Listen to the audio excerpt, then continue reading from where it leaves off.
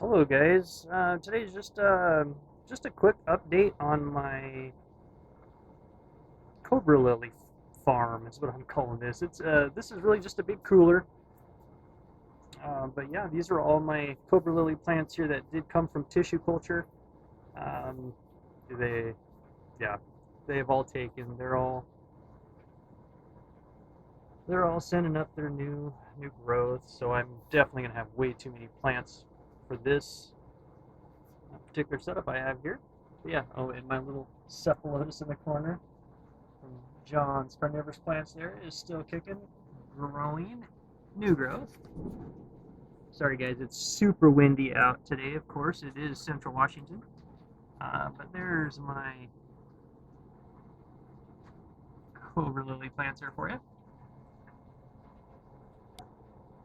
This is a cooled system, Peltier cooled. Peltier cooled and pumped. This is just a little channel here that I made to help distribute the cold water. That is cold. Yeah. So just really just to help keep the roots cool. Like any of these Cobra Lilies they want their roots kept cool. So that's what I designed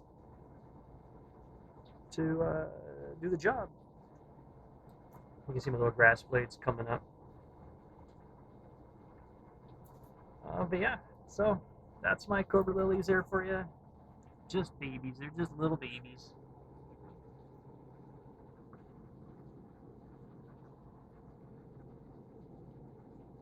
Cephalotus, Cobra Lilies.